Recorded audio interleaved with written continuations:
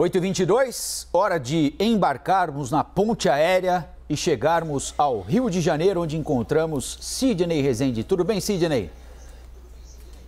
Senhoras e senhores, bom dia. Colombo também muito atento olhando essa operação. Que coincidência, né? Uma operação dessa envergadura no dia do depoimento mais importante da CPI do ex-ministro da Saúde, general Pazuello. Mas vamos lá. Pois é, vamos lá então. Como o Sidney já adiantou, uma operação barulhenta, rumorosa em Brasília nesta manhã, que chega ao gabinete do ministro do Meio Ambiente, Ricardo Salles, alvo de busca e apreensão da Polícia Federal. Na sede do Ministério do Meio Ambiente, as buscas também ocorreram no apartamento dele, que fica nos Jardins, em São Paulo. Além dos 35 mandados de busca e apreensão autorizados pelo Supremo Tribunal Federal, o ministro Alexandre de Moraes também determinou o afastamento preventivo e imediato de 10 agentes públicos que ocupam cargos e funções de confiança no IBAMA e no Ministério do Meio Ambiente. Dentre eles, Sidney Rezende, o presidente do IBAMA, principal autoridade do Instituto, Eduardo Bin. A operação se chama Acuanduba e tem como objetivo investigar supostos crimes cometidos por agentes públicos e empresários do ramo madeireiro. Entre eles, corrupção, advocacia administrativa, prevaricação e, especialmente, facilitação de contrabando. Sidney, queria que você falasse um pouquinho sobre esta operação e de que forma ela constrange neste momento. Lembro que nós já procuramos o Ministério do Meio Ambiente, já procuramos o IBAMA, já procuramos o ministro do Meio Ambiente, Ricardo Salles, e o espaço continua, como sempre, aberto para que eles apresentem aqui a defesa deles, as denúncias que estão sendo feitas pela Polícia Federal. Então, assim que isso acontecer, nós teremos também o outro lado. Mas queria que você falasse um pouquinho sobre as acusações que estão sendo feitas, a determinação de afastamento imediato do presidente do IBAMA e a Polícia Federal batendo a porta da casa do ministro em São Paulo e no gabinete dele em Brasília. Colombo, é razoável que nesse momento nós não tenhamos todas as respostas e nem as autoridades tenham se pronunciado de maneira completa. E por quê? Porque a operação ainda está transcorrendo, né? Então é preciso esperar um pouco mais, entender melhor quais são os fundamentos dela. Não houve ainda nenhuma oficialização, nenhum pronunciamento através de entrevistas coletivas, nada disso por parte da Polícia Federal. Apenas esses levantamentos de dados e o andar dessa carruagem aí que é complicada numa área sensível, uma área que tem interesse internacional. Isso vai repercutir no exterior, viu? E muito, porque tudo correlacionado ao meio ambiente, hoje o mundo está com olho e atenções redobradas para o Brasil. Esse é o primeiro ponto, por isso nós não temos ainda a resposta, imagino eu, nessa minha percepção, do ministro do Meio Ambiente, Ricardo Salles. Mas é um problema que não é de agora, já é antigo. Aqui mesmo, Liberdade de Opinião, muitas vezes nós já dissemos contrariedades por parte de funcionários, mais de uma vez, assinando abaixo-assinados, reclamando da forma como o IBAMA estava operando, a maneira como a direção atual colocada por Ricardo Salles estava administrando de uma maneira assim que eles não consideravam isentas, corretas. Esta questão que está agora mais diretamente envolvendo o então superintendente da Polícia Federal, aquela ação que você tantas vezes já ilustrou nessa manhã, explicando as madeiras que foram retiradas de maneira ilegal e imaginava o superintendente da Polícia Federal que está fazendo tudo certo, até que o ministro do Meio Ambiente o desautorizou e foi pessoalmente lá, fez uma vistoria, segundo o então delegado Saraiva, que estava na função, muito rápida, né, sem qualquer tipo de cuidado. Você já destacou isso nessa sua cobertura. Mas tem um detalhe, uma das grandes empresas ali que atua nessa região, ela tem mais de 20 mil multas, né, praticadas pelo IBAMA, devendo aproximadamente 9 milhões de reais. E o que disse o delegado Saraiva, isso é muito importante destacar, é que quando ele encontra no ministro um aliado do outro lado, ele diz assim, o senhor ministro fez uma inversão. Ele tornou legítima a ação dos criminosos e não dos agentes públicos. Portanto, a Polícia Federal foi desautorizada. E o próprio IBAMA, na sua direção, numa marcha lenta, né, diante das verificações terríveis de desmatamento. Só para as pessoas terem uma ideia, está se repetindo muito na mídia, né, que agora, no mês que passou, retirou-se de madeiras algo parecido com a mesma extensão territorial, o mesmo tamanho da cidade de Goiânia. Você imagina o que é derrubar árvores, né, desta dimensão gigantesca. Você que é goiano, né, e preza, gosta da sua capital, conhece bem a capital, você sabe que estamos falando de uma área de extensão muito grande. Então, essa investigação, ela vai fundo nisso. Eu só lamento que ela tenha sido escolhida para se fazer hoje, num dia que as atenções vão ficar divididas com o depoimento do general Pazuello, que é igualmente muito importante e começará daqui a pouquinho. São dois grandes temas de cobertura no dia de hoje, mas a do general Pazuello, essa aí merece uma atenção também redobrada. Então nós vamos falar dela agora, Sidney Rezende. Continuo aqui de olho na operação, com as nossas equipes em Brasília, monitorando a permanência do ministro do Meio Ambiente, Ricardo Salles, na Superintendência da Polícia Federal em Brasília, para entender exatamente quais são as denúncias contra ele. Seguimos acompanhando a movimentação das viaturas da Polícia Federal e assim que a Polícia Federal explicar para o país exatamente qual é o escopo da operação, qual é a razão da operação, nós vamos trazer para você assim que acontecer. Mas como o Sidney lembrou, tem um outro fato muito importante hoje, que é o depoimento do ex-ministro da Saúde, Eduardo Pazuello. Daqui a pouquinho, pouco mais de meia hora, começa 9 horas da manhã. E aquela dúvida, não é, Sidney, de que forma ele vai utilizar o habeas corpus que conseguiu no Supremo Tribunal Federal a partir de decisão do ministro Ricardo Lewandowski. Vai ficar em silêncio em que tipo de pergunta? Vai evitar que tipo de resposta? O que é que ele pretende dizer? Quando é que ele vai se sentir confortável para responder ou não? Como é que você imagina que vai ser o depoimento do ex-ministro Pazuello, que foi o ministro que passou mais tempo no cargo durante a pandemia, com essa novidade? É o primeiro depoente que chega à CPI com o habeas corpus que dá a ele o direito de ficar em silêncio quando achar conveniente.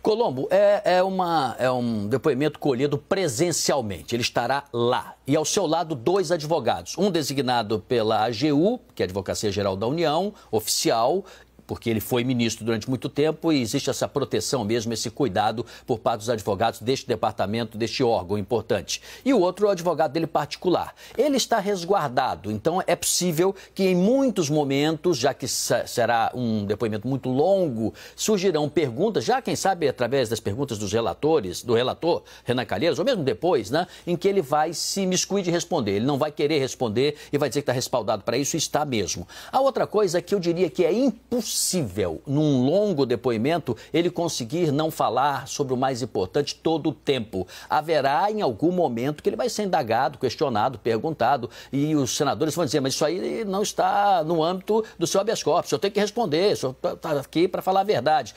Quem tem feito muito isso é o senador Omar, que é o presidente. Ele tem sido até mais duro do que o relator. Ontem ele fez isso até no depoimento de Ernesto Araújo, né, repreendendo Ernesto Araújo, fez isso com o Fábio Weingart também. O senador Omar, de vez em quando, ele entra com os 2 pés da porta. Mas eu acho que é impossível. Vai se sair coisas importantes. Agora, eu estou vendo algo que eu não sei se é uma estratégia governamental, oficial, mas uma estratégia meio maluca, né? Que é empurrar para o Ministério da Saúde toda a responsabilidade. A não ser que o senhor ex-ministro Pazuello, o general, diga o seguinte, olha, apesar de termos responsabilidade à frente do Ministério, foi o meu grupo técnico, foram meus auxiliares, foi o meu departamento do Ministério que tomou essa decisão, não fui eu apenas referendei o que a área de saúde me determinou, mas a estratégia que está aparecendo está jogando-se tudo sobre os ombros do Ministério da Saúde. O que fez ontem Ernesto Araújo, meu amigo, é empurrar, como se você tivesse uma banana aqui, um abacaxi, você dissesse, banana e abacaxi, para cá, Ministério da Saúde. Algo mais suave ele trouxe para si. Algo mais pesado? Abacaxi e pepino e tal, banana, né, para cá, para o Ministério da Saúde. E aí fica pesado demais para o senhor ministro. Ele vai ter realmente vai ter um sufoco hoje, vai suar, eu acho, no depoimento de hoje, e mais ainda na Justiça. Por isso, 2 advogados, um habeas corpus no bolso e essa sensação de que ele não quer responder tudo para fugir da verdade absoluta. Mas a verdade mesmo, nós vamos saber a partir de 9, 9h30 da manhã, até o final do dia, e a CNN vai cobrir, eu vou acompanhar de perto e você também. Sim, vamos acompanhar tudo a partir do começo da sessão lá em Brasília, 9 horas da manhã. Geralmente atrasa um pouquinho, os senadores começam a discutir questões internas ali do funcionamento da CPI, mas nós estaremos o tempo todo conectados com Brasília para acompanhar este que é o depoimento mais importante até agora da CPI, pelo menos o mais aguardado, né? Se será o mais importante, nós saberemos quando o depoimento terminar. Mas de que forma você acha que chega o ministro Pazuello para esse depoimento a partir dos depoimentos anteriores?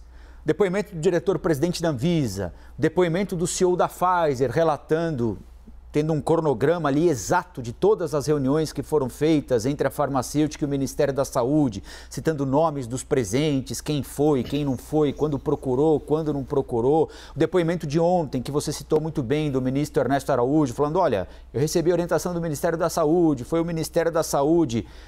Ele chega como para o depoimento de logo mais, hein, Sidney? Pressionado pelos outros depoimentos? Os outros depoimentos foram ruins para ele ou não? Ô, Colombo, vou te contar uma historinha agora aqui que você não sabe, essa pouca gente sabe. Eu vendi coquinho catarro, que se chamava na época, é um coquinho muito pequenininho, nesse coco grande que vem do Nordeste, não, com água de coco deliciosa, pequenininho no trem. E eu preferia vender quando o trem era parador e não direto. O parador, ele vai parando, a composição vai parando em cada estação, porque durava mais tempo, saía mais gente, entrava mais gente, renovava ali os compradores, né? E eu podia fazer o meu trabalho dentro do trem. Dentro do trem, de ambulante, ali dentro do trem. Então, o que acontece? Eu acho que, voltando para o assunto central aqui, que o general Pazuello vai preferir o trem parador e não o direto. O direto, ele vai direto ao ponto. Não, ele vai querer, a cada pergunta, pedir licença para explicar como aquilo se deu naquele momento, sobre que moldura, que circunstância ele tomou aquela decisão naquela época, não se tinha todas as informações que temos hoje. E com isso, ele vai aos poucos, né, como um militar cuidadoso, não que ele seja, tá? Mas o militar tem que ser cuidadoso. Quando está numa guerra, ele vai olhando se tem mina, né? E vai chamando o especialista para, de alguma forma, desmontar aquelas minas para que ele possa, com a sua tropa, caminhar. Eu acho que é dessa forma que ele vai agir. Ele vai tentar tirar o corpo, igual fez ontem Ernesto Araújo, né? Ernesto Araújo, nossa senhora, diz que não disse o que disse e tal. Vai na linha do Weigarten também, igual a entrevista que ele concedeu à revista Semanal, né? Dizendo que não tinha dito o que disse, mas está lá gravado. Então, eu acho que vai ser desta forma, passo a passo, com a sua condição e direito, que já falamos, né? De dizer assim, isso eu não posso responder, isso aqui eu prefiro ficar em silêncio e mais tarde responder se for o caso, provocado pela justiça, porque aí dependerá do que estará nos autos e o que a justiça o acusará frontalmente. Aqui não, é aberto. A CPI pode perguntar sobre tudo, tudo pode acontecer. E, parêntese, os senadores têm feito também uma espécie de trabalho de comentaristas, né? Às vezes eles não perguntam nada, fazem um baita comentário, tanto governistas como oposicionistas. Então, fecha aí o parêntese. Eu penso que é dessa forma, trem parador, ele vai aos pouquinhos para dizer que não tem essa responsabilidade toda que se atribui a ele. Mas quando entrar na história do oxigênio, por exemplo, em Manaus, acho que esse é um dos pontos mais sensíveis. E a cloroquina também. E aquele terceiro de um manda e o outro obedece. Acha, e é uma pena que o general, né, da ativa pense assim, que se tem que obedecer, a responsabilidade é do outro. Já de há muito se sabe que a responsabilidade de quem manda é enorme, mas de quem obedece algo que seja eventualmente criminoso, inconstitucional ou algo improcedente, você é corresponsável, você é parceiro, é associado a um eventual crime praticado. Vai ser um perrengue. A encrenca se chama hoje depoimento do general Pazuello. É isso aí, começa daqui a pouquinho, a partir das 9 horas da manhã. O Sidney resumiu muito bem o que a gente pode esperar desse depoimento a partir de daqui a pouco. Agora, quer dizer que se alguém te mandar catar coquinho, para você não é uma ofensa, né, Sidney? Hoje seria, não, ofensa não é, seria difícil, que não tem mais em abundância, né? E essa minha atuação dentro do trem, ela se perdeu quando depois passaram a vender uma espécie de um docinho que tinha, assim, não tem mais, né? Um caramelo pequeno. Aí eu perdi o mercado completamente. Só podia oferecer coquinho, era uma família muito modesta, muito pobre, mas eu tive essa experiência, né? Pegava ali em Bangu o trem e ia até a Central do Brasil, parando em Engenho de Dentro, que é a estação maior. E aí eu escondia a caixa, assim, debaixo do banco e ficava quietinho. De Engenho de Dentro até a Central não fazia nada. Depois eu voltar para vender coquinho. Isso aí, para evitar o rapa, né? Como costumam chamar aqui em São Paulo, quando a polícia ou a Guarda Civil passam para pegar o material vendido pelo ambulante. Vivendo e aprendendo. Prefiro nem comentar assuntos de passado correlacionados a isso, a fiscalização. Isso é algo lá de há 50 anos. Vamos embora. Tá bom. Um dia a gente faz uma transmissão na internet, assim, reservada para falar sobre esses assuntos.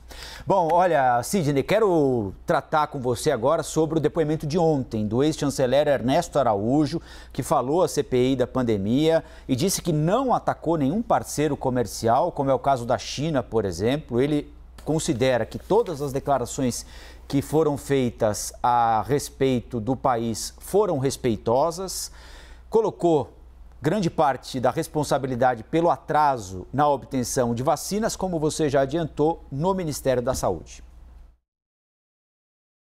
Quase sempre as orientações que o Itamaraty recebeu vieram a partir do Ministério da Saúde. E, em função de um pedido do Ministério da Saúde, foi que nós procuramos ajudar a viabilizar uma importação de insumos para farmacêuticas brasileiras produzirem hidroxicloroquina. O presidente da República, ele, em determinado momento, pediu que o Itamaraty viabilizasse um telefonema dele com o primeiro-ministro. Então houve a participação do presidente da República?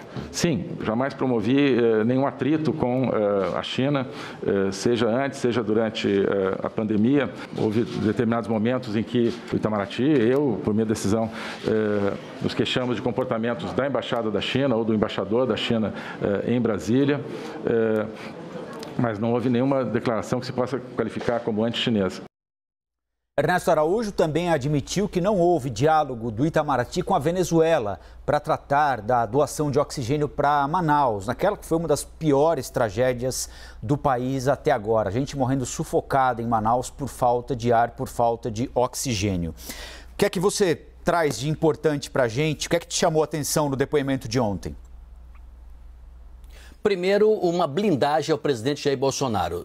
Ontem surgiram, claro, o nome do presidente algumas vezes e perguntas e indagações um pouco mais questionadoras, tentando atrelá-lo como alguém que determinou algo que poderia ser trazido hoje como incorreto, ilegal. E, nesse sentido, mais uma vez, mais um integrante do governo e ex-integrante a defender o presidente. Esse é o primeiro ponto. Segundo, achei o senador Renan Calheiros meio devagar. Eu acho que ele está um pouquinho sentindo os ataques contra ele, ele está mais ameno. Inclusive, por curiosidade, não sei se você já viu, nas redes sociais, tanto ele como o vice Randolfo Rodrigues estão pedindo perguntas às pessoas para enviarem via as redes sociais deles dois, né, do Renan e dele, Randolfo, para que eles possam perguntar hoje ao general Pazuello. Dessa forma, se tem uma defesa. Olha, não sou eu que estou perguntando, mas é o povo, né, que acabou por querer saber aqui algo sobre isso. Acho que ele fez um sobrevoo de temas importantes, Renan Calheiros, mas sem aquela veemência. O presidente, não. O presidente, ele foi presidente da CPI, ele foi bastante preciso e duro, porque no curso da conversa, a grande verdade é que Ernesto Araújo disse que não acusou a China de nada, que não fez nada incorreto, né? Ele me disse que jamais promoveu nenhum atrito com o país asiático, nem antes, nem depois da pandemia. Disse que não pode sequer ser acusado de ter prejudicado com atos dele no Ministério a relação comercial dos países, já que cresceu 9%, mostrando comprovadamente que nada do que ele fez pode ter sido considerado prejudicial ao comércio brasileiro. Ou seja, ele foi nesta linha, né, que não teve problema nenhum com os chineses. Isso chamou muita atenção, porque em várias ações dele, por escrito, nas redes sociais, aparições públicas, ele demonstrava uma incompatibilidade, né, com a forma chinesa, né, de administrar suas coisas e do ponto de vista ideológico também. Então, proteção ao presidente foi uma das marcas, fingir que não tinha nada com a China, isso realmente não dá para acreditar nisso, porque ele estava ali tentando de alguma maneira sair bem na foto. Quem fez um bom resumo foi a senadora Cátia Abreu. Ela não fez perguntas. Me incomoda um pouco os senadores não fazerem perguntas, ficarem só na análise. Mas a dela especificamente foi importante porque ela fez uma régua, né, do início até o dia de hoje, no momento em que o Brasil começou a lutar por vacinas e como o ministro das Relações Exteriores se comportou de lá até o momento em que ele deixou o cargo há pouco tempo. Então, aquele foi talvez tenha sido a fala mais relevante. Mas os senadores estão, como já disse já por 2 vezes aqui, mais fazendo análise do que fazendo perguntas. Cátia Abreu foi uma delas, o senador Marcos Rogério também fez 2 ou 3 perguntas muito curtinhas, mais para ratificar o que eu estava perguntando, mas eles estão preferindo fazer análise. Eu prefiro que os senadores indaguem, perguntem, questionem, tanto no viés favorável ou não favorável ao que o depoente está falando. Mas eu diria que ontem o senador, o ministro Ernesto Araújo, ex-ministro, ele tentou vender uma coisa, não é, que na verdade não colou, porque a gente é o que a gente fala e o que a gente faz, não só o que a gente diz para os ingleses, né, confiarem no que estamos dizendo. Aí não dá. Sidney Rezende, então vamos acompanhar juntos o depoimento do ex-ministro Pazuello a partir das 9 horas da manhã. Também as implicações da operação da Polícia Federal no Ministério do Meio Ambiente, no IBAMA também. A partir das 10, você monitora tudo isso com a Thaís Herédia na CNN Rádio, não é isso? Exatamente, estaremos lá acompanhando com os mesmos sinais, né, de imagem para quem nos assistir pelo YouTube, de áudio pela rádio que você tem aí também, mas dando sempre que possível algumas informações complementares, né, tanto Thaís Herédia e eu como o nosso time que vai ficar à disposição, no meu caso aqui, de 10 da manhã até meio-dia, nosso caso, né? E até amanhã. Até amanhã, Sidney.